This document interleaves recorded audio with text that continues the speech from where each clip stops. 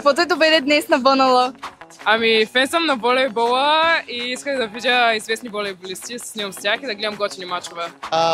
Добрата игра на нашите момчета, победите им и по някакъв начин се чувстваме полезни, когато идваме и ги подкрепяме.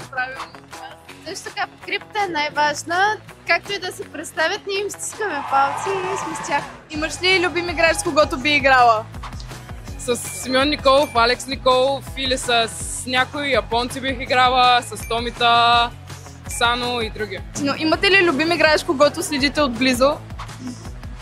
Да следим отблизо не, но не мога да кажа, че двамата братя са ни фаворити. Според теб, кой може да спечели БНЛ? Ами всички отбори са добри, надявам се България, разбира се, да спечелят, но и Франция и Япония доста добре играят. Какво е за вас волейбола? Просто спорт или начин на живот?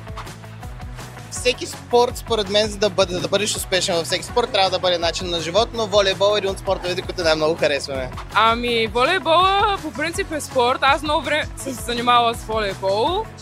Начин на живота е, ако ти си го решиш да е така, но може и просто да е хоби, с което се занимаваш в свободното време. Имате ли си любим отбор? Български?